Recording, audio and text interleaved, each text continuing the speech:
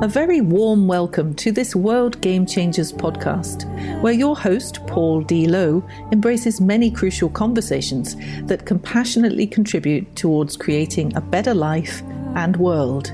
Paul's intention's very simple: to help get people's inspirational insights and motivational messages out into the world, so others may benefit.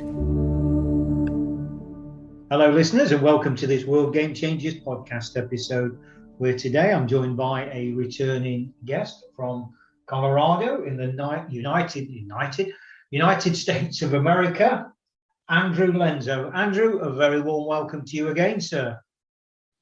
Hey, Paul, it's great to be back. And listeners, what we're going to talk about is, I've run this theme before and it works really well, getting to know you. And the reasoning behind that, listeners, is how many times have you stood in a queue with a stranger, and all of a sudden, because you're bored, and that's certainly not the case here with Andrew. But if you're bored, you strike up a bit of a conversation, and you might leave that conversation. This has happened to me many times after 5 minutes, 10 minutes, half an hour, whatever, and you think, wow, I really got to know that person, and you'll probably never even see them again. But that energy that you've transferred, that conversation, that mutual, whatever it is. So Andrew and I, as you know, have done a couple of episodes previously around, dare I say, more business stuff, podcasting and, the marketing element thereof. So we just thought, let's take the metaphoric gloves off and let's just have an energetic dance around getting to know you. So really, Andrew, where do we start with this? Where do you want to start? That's a great question. I believe it's good just to kind of jump into where we're from and, why we do what we do. Okay, so a little bit about yourself then. Obviously, as you can tell listeners by Andrew's accent, he's in America. That doesn't necessarily presume that you're American, though, does it, Andrew? There's a reason I've asked that question. I mean, maybe you are, maybe you're not. That's maybe a good start. I tell you what, listeners, I'm stuttering my words today. A good start. Well, it's a good presumption because I definitely am. I was born in Michigan, so near the border of Canada, northern United States. Lived over here my entire life. Went to school over here, and I've been in Colorado now for 2 years. So it's a fairly new venture for me, but felt like it was time to try something new in life. But that raises a point, Andrew. That kind of deliberate start from me there raises a point, doesn't it? Isn't it true, listeners, as human beings, we presume so much? Andrew's come on here, he's got an American accent. So he was born and bred in America. He's American, which, in this context, yes, is the truth. But, it didn't necessarily follow, did it? Yep. In this context, the presumption definitely is true. Very much how I look. You can pretty much guess where I come from. The flannel shirts, the very scruffy beard, all that good stuff. And I suppose what that early introduction does, Andrew, it brings in the question of judgments, doesn't it? I've heard a guy with an American accent, so he's a born and bred American. And there's that snap judgment, which, as I say, could or might not be true. And that's a nice, I like to reinforce this one or bring it onto the table, listeners, around the difference between opinions and judgments. Any thoughts around that, Andrew? Opinions versus judgments. I really think that you shouldn't judge somebody just based on, what they look like or where you think they come from. I think you really have to get to know a person, especially in today's day and age where it's so easy to travel and to really be your authentic self. I think it's just such a stupid thing to do, to have so many preconceptions ahead of meeting somebody. But isn't it one thing though? we talk about is one thing, as I interrupt you, one thing that we talk about as podcasters is the importance of listening Yeah. and letting, and just letting the fellow person across from you talk. Yeah. But isn't it true generally, and we shouldn't generalize yet again, but as human beings, we tend to make those snap judgments, don't we? And I've come to understand that over the years that's more based around our own fear. We want to pigeonhole somebody. That's about us feeling, gaining that security and that control back our own lives, Andrew, isn't it? Andrew's an American. I will have an opinion about Americans. All Americans are X, Y, Z, A, B, and C. And we do make those snap judgments, don't we, as humans, generally, unless we're aware and we catch them. Absolutely. And, a lot of it just comes from the culture that we're brought up in. A lot of it is just the family that we're around when we're growing up. But I feel like as you get older, it's and the more you put yourself out there, the easier it is to kind of forget about those judgments. Let me ask you, Andrew, a bit of an abstract question. Maybe it's not for me to judge. What's your favorite color? Oh, that's a tough question. I really like warm colors, so I like the yellows and reds. Specifically, like you think of a 50s American diner, I love that really bright red color. Okay. So the reason I ask that, as well as obviously getting to know you, is this. So, listeners, Andrew's stated there, one of his favorite colors is red. Now, that's an opinion.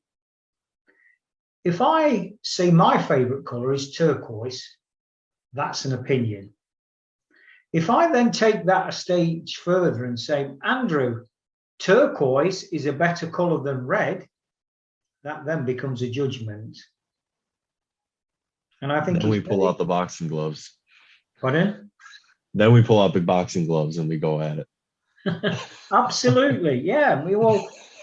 That's subjectivity, yeah. And that's what happens, isn't it? Rather than, well, actually, me, for example, saying, well, not saying and just thinking, well, actually to myself, I don't really like red. I mean, I do, as it turns out. I don't really like red. I'm going to challenge Andrew on that. How dare he like red? Andrew, turquoise is a better color than red. And as you say, it's like, well, hang on. I don't think so. Well, I do. And so the dog starts to chase its tail round and round and round and round. But that's how easy things happen, isn't it? And I think unless we've got that awareness of simple things like the difference between opinions and judgments, we can very easily get ourselves in, I speak from experience. I've got myself in a lot of deep water, certainly in my younger days, where I was right. But that was based around my own vulnerability and insecurity as a result of my upbringing. And I wanted to get that control back, that power back. So I had to force my judgment on people to think, to get that reassurance of thinking and feeling I was right and you was wrong. Very divisive. But that's, that's something that's prevalent throughout our world, Andrew, is it not? That is such a great analogy. Because another thing, there's a lot of benefits that come from red and come from turquoise, like in their own right. But if you push one on somebody, then you lose that entire thought process that could benefit, whatever you're trying to accomplish in your life. I mean,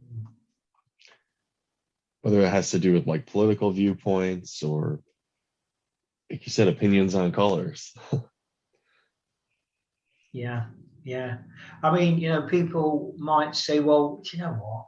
Does it really matter about colors?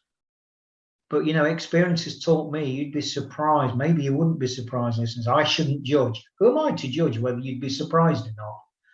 That how excited and defensive we can get as humans around such seemingly inconsequential things, irrelevant things like colours, favourite TV shows. A classic one here over in the UK, Andrew, and I think generally worldwide. I can't comment so much, obviously, about the American culture, about what you guys call soccer.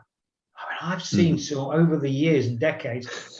Seen some real heated tribal exchanges, and I mean violent, seemingly over a game of football. Yeah, over an entertainment, over something that you go to watch entertainment to just escape from your day to day, and yet we still find way to bring in discourse to that event. We have it with our, football matches, or like football overseas, hockey here too.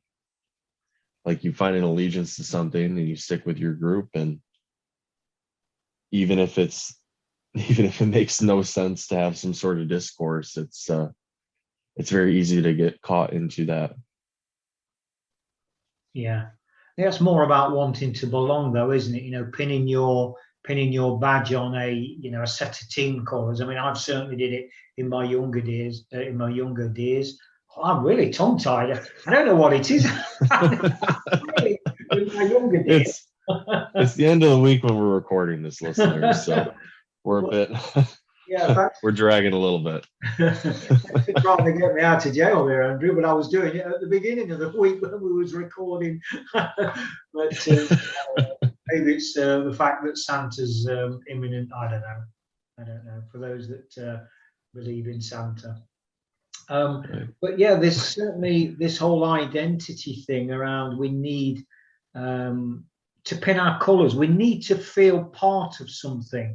I've used the word tribal. We need to feel that we belong, and we'll defend that, won't we? Whether our team play in red, blue, or pink or whatever, it's kind of irrelevant. That's my team, and I need something to believe in. And it's, in many respects, it's almost territorial as well. Right, and I think everybody's just looking for some sort of culture to identify with, or that feeling of not being alone. Yeah. Especially in the United States, we have people from all over here. And a lot of the times there are even Facebook groups. When you go to college or you go to university, there's a lot of like different groups for, cultures that you identify with in that realm, in that respect, just to help each other grow as people. Is it too simplistic, Andrew, to suggest, I'm actually going to own this statement, so I am going to suggest it, but I'm going to galvanize that and offer it as a statement and say that the answers do not lie outside. We look externally for our solutions. They're not to be found there. Is it a bit too deep to say they're to be found, or a bit too philosophical almost to say they are only found within? Any thoughts around that? I definitely agree, but I think it takes you challenging that opinion to bring it out. I believe the most solid formed opinions come from people who challenge their own beliefs and challenge their own opinion. Because the more you challenge it, the more that you're going to rethink, your psyche or, what you believe in. But the only way to do that is opening yourself up to criticism and listening to others' opinions that challenge yours. Yeah. And a lot of people like to surround themselves with like-minded people and, like-minded thoughts, and not challenge those beliefs. So I believe if you really want to push yourself and, have that strong psyche and find whatever's within you, you really have to challenge yourself and be open to that criticism. I suppose there's two avenues then of going on that journey of self-discovery. One, as if that we're in real pain, because as humans we'll do almost anything to avoid pain. That's one of them. I'll change because I've just lost my relationship. I'll change. That kind of thing. I've heard that a million times. Or maybe somebody challenges with, through conversations like this. What if? Have you ever thought about X, Y, and Z? Maybe that thought-provoking thing is enough to, to set somebody off on a different path of self-inquiry. One where there's more personal freedom. Any thoughts on that, Andrew, about, which is the greater? Does there need to be a greater? Right. I mean, I don't blame anybody who doesn't take the time to sit back and think about this, right? Because a lot of us are just trying to get by. We're working so many hours during the week just to, put food on the table and pay for the roof over our heads. So, to really take the time to sit back and think about this is difficult. But I do believe that you owe it to yourself to challenge that belief and to really figure out who you are as a person. My personal belief, we don't know what happens after this life. So obviously we all have our beliefs and what we think will happen, but for all we know for certain, you might as well, it's worth it to take the time and make the most out of what you have in front of you. Does that answer your question okay? I know I went on a bit of a tangent, so. No, absolutely. Because I apologize for that. No, not at all, Andrew. There is no right or wrong in any of these insights or shares, is there? There's just, different thoughts, different beliefs around, as you say, nobody knows for certain what the next stage is, if that's even the right phraseology, what the next stage is. But, I can only own my own story. I'm very, very much into the stories we tell ourselves in this human form. But I also know, and in a way that I can't explain, and I can't rationalize it, and I can't justify it, and neither do I want to even try, listeners, but that's something that burns inside, that inner peace, that, what the French might call that je ne sais quoi. I don't know what it is. But that place that says, there's more. And that voyage of self-inquiry. And I hear, and I've heard this thousands of times, Paul, I'm too busy for all that stuff. And that's the problem, Andrew, isn't it? We're too busy in everyday life to actually look at where, there's a pot of gold if we could look somewhere a little bit different, maybe. Because if we keep looking in the same place, we're going to keep getting the same old. So maybe by going on a little bit of doing something a little bit different, looking somewhere a bit different, we might find something a little bit different that serves us better. Right. And, just making the most out of what you have ahead. I feel like the way to be the most productive in your life, especially if you are super busy, is to take that time to sit back and reflect. I think personally, when, the pandemic happened, a lot of people, for the first time in a long time, could just sit and think. They were at home, they were with their families, or if they don't have a family, they were alone. And just being able to sit in that time and reflect on where you are in life and what you want out of life, I think really did good for a lot of people through very terrible circumstances. So one thing I always recommend to anyone, if you're feeling overwhelmed, if you feel like you're starting to get burnt out with your work, take the time, take a few days to, don't go watch TV for a week, turn off your computer, turn off your TV, get a notebook and sit down and really think about where you're at and where you want to be. One thing that we've discussed off air too is just purpose in life. Why do you do the work that you do? What are you accomplishing? Why is it important to the world? What impact will it leave on the world after you're gone? That's, I think, a very important thing to focus on, especially if you're that busy and you're dedicating that much to your work. Yeah, purpose. Love that word, purpose. Blimey, do I love that word, purpose. That reason for being yet again. And why am I here? Well, I'm here as a parent, as a father, as a husband, or whatever the label might be. But there's so much more, isn't there? And maybe that comes with experience and wisdom. I don't know.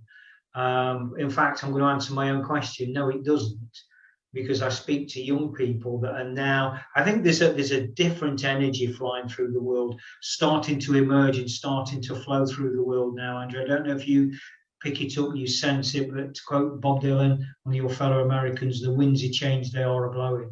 And I feel They are blowing, to the point where I can have this kind of thread of conversation with inverted commas young people, and they sense it too. They're using regular words like purpose now, whereas when I was a kid, it's like, well, what's purpose? That was something that was in the your kind of primary school spelling test, and that was it. You didn't really know what it meant, or you didn't need to. But yeah, to quote Dylan, the winds of change are blowing. Purpose. Any thoughts, Andrew? I like that phrase. Yeah, personally, I think about it too. In my personal career, like early on when I was doing a lot of journalistic work, my purpose was very clear. I was trying to share stories of people who had not had their stories shared yet.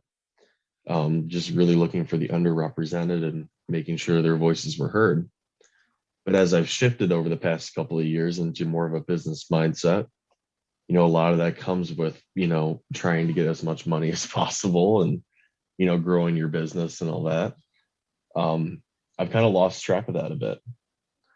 So I think especially with our conversations here, it's really made me take a step back personally to see, what am I truly accomplishing? What is the purpose of the work that I'm doing? Yes, it puts food on the table, but is it going to leave a lasting impact on the world around me and leave the world better than when I came in? Mm. And that's ultimately, one of the things, and this is only my own account of affairs, doesn't make it right, it doesn't make it wrong. Listen, it makes it my truth, my story, my part of my journey of self-inquiry. That what I've learned is exactly what Andrew's just said. To quote Dr. Stephen Covey, leave his ninth habit, leave the world a better place than it was when you got here. And that's it. Because when you look at, and why shouldn't we enjoy ourselves in between? I'm not saying being a martyr to the cause and, everything's duty. I'm not for one moment suggesting that. And that kind of brings in the question of values, Andrew, doesn't it? And I think we've shared, certainly off air, my own 5 values, and I want to invite you in a moment to share yours if you will. But listeners, my 5 values are life. Everything stops with the precious gift of life, and not necessarily human life, in whatever form that takes. Fauna, flora, human, be it whatever. It's so precious a gift. Everything stems from life. And then we're on this voyage of learning. Because I think from a very, very early age, we kind of unlove the thing that we're born with, and that's love. We learn how to survive, how to compete, and our ego gets more and more stronger and stronger and takes us away from that, almost that pureness that we're born with. I liken it to a blank piece of paper. And then all of a sudden, as the days, weeks, months, and years, we scribble on this, and then it just becomes a complicated mess of, well, I don't really understand this identity of this drawing anymore. Is that me? So we've got life, we've got learning, but we're learning about what? What we're really learning around is, are we all destined to become PhD students? I don't mean learning necessarily in an academic or even a vocational sense, but learning how to love, and particularly self-love. But why? Why are we learning about love at such a personal level? Well, Paul, I love my parents, I love my kids, I love my partner. Great, absolutely. You've got to have that love within you to be able to give it. But what about the real love of self-love? That self-love, which for me, and this is yet again, I own this statement, comes from source. So life, learning, loving. What's the point of all this, though? You've used the word 2 or 3 times, Andrew. Legacy. We leave the world a better place by imparting this energy, this emotion called love. And then the 5th one is a little bit abstract, and it's called loyalty. And what's loyalty got to do with the other 4? To thine own self be true. Love thyself, honor thyself, and then you're in a beautiful place and enjoy your life. Any thoughts around any of that mouthful, Andrew? Well, I think especially the point of ego, If there's anybody listening who wants to start a podcast, but they don't have an idea, I feel like you could do an entire podcast just on the concept of ego. And because I feel like it's healthy to have ego, Yeah. to have a certain amount of an ego, you know, to believe in yourself, to have that self-confidence. But it can definitely be a very unhealthy, it can be a very unhealthy and selfish thing to have as well in certain concepts. Yeah, definitely. And it's, when I hear the word ego, I always, rightly or wrongly, draw a parallel with the word fear. Now, fear is much maligned because it can as it often does. I classify it as the fear pandemic. It can get out of hand very quickly and it can paralyze us, destroy us. But fear, whether it's fear or whether it's ego, for me, there's a far greater umbrella, and that's having the awareness.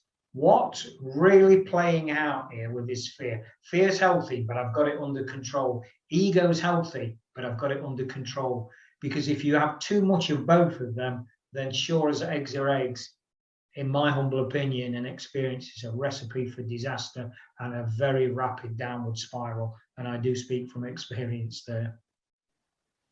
Absolutely.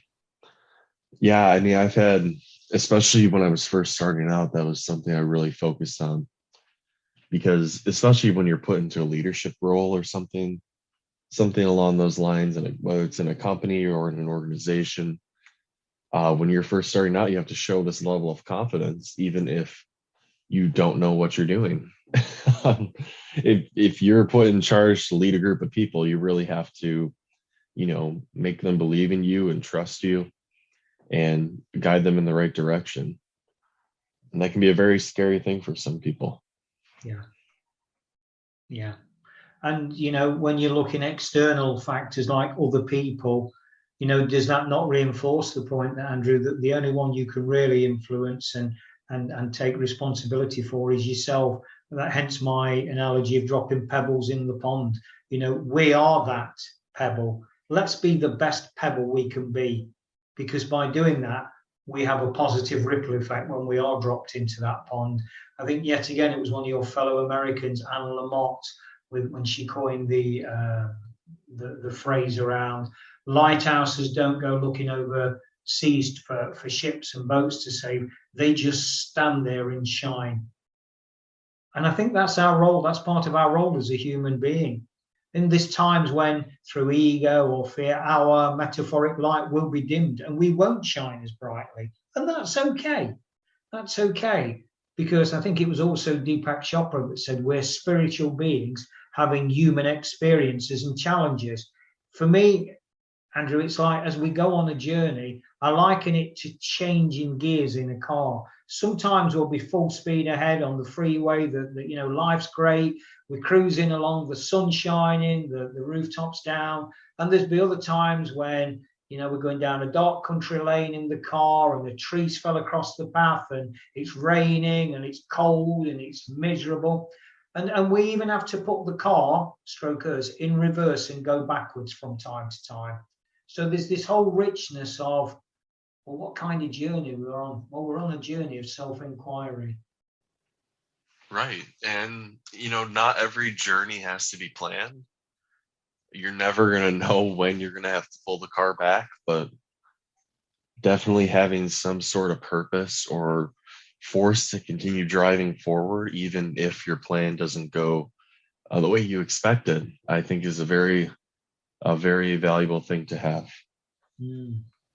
Yeah, that's why I love the approach of embracing uncertainty. The more we can embrace uncertainty, I've come to understand and accept that the greater chances are for our, and I use this word loosely, success are.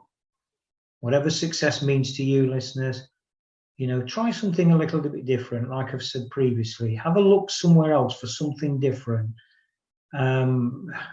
Because by definition, if we always did what we always did, we always got what we always got. Simple as that. I'm going to ask you one big question, Andrew. We've done a couple of previous episodes, as you know. The elevator, some say the dreaded elevator. Oh no, what's he going to what's he going to come up with next kind of thing. But before we do that, share with us, please, Andrew, if you will, your contact details. So the best way to find us is 303media.net. That's our website. Has all the links to our podcasts, our social media pages, my personal social media page, all of that good stuff. Superb. Thanks, Andrew. So the big one, the big question. Let's do it. I've had plenty of practice. Legacy, Andrew. So what's your legacy? When Andrew, it's been great meeting you, blah, blah, blah, blah, blah, blah. Now tell me, my friend, when you take those last breaths and you look back on it, what's your legacy? What do you want to have been known for? What did you stand for? What did you stand against? Andrew, tell me what your legacy will be. I would just like to have a positive impact on the people around me. If I enhance the lives of others, or if I enhance the life of even one other person, and they feel like they've gotten more out of, whether it's their career, their direction, their business, if I can have that one impact, I will die a happy man.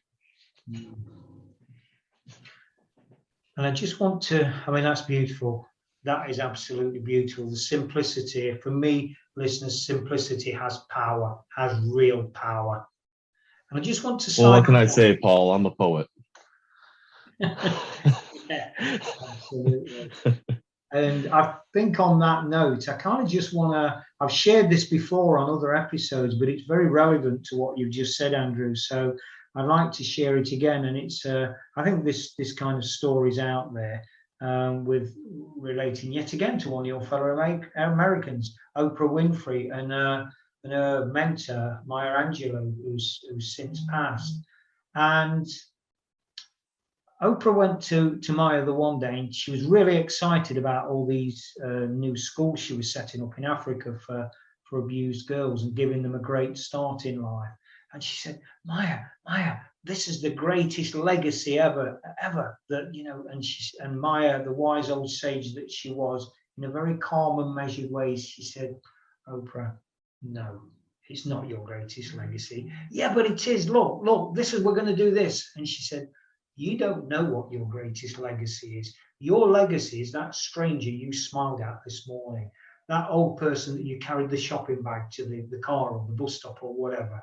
That's your legacy. You'll probably never ever get to see it. And isn't there a lot of truth in that, Andrew? Oh my gosh, that is fantastic. Yeah, you can't put it better than that. I mean, because really, we like to focus on these big picture things, and we really like to worry about, creating that. But it really, in the end, it is those little things. It's the interactions that we have with those around us, and the impact we have on somebody just from the small thing, helping somebody cross the street, like you said, carrying a grocery bag. Yeah. On that poignant note, listeners, I want to thank Andrew. Andrew, thank you immensely for not just this episode, but the previous two episodes around the podcasting and the marketing and, maximizing messages there. Thank you so much. It's been an absolute delight to have had these conversations, shared these insights. Thank you so much. Well, thank you, Paul. It's been a pleasure getting to know you, and I'm sure this won't be our last conversation. Thank you again for having me on.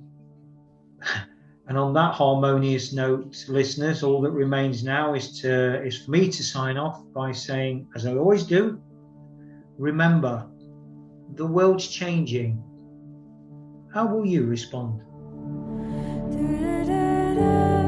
Thanks very much for listening to this World Game Changers podcast episode.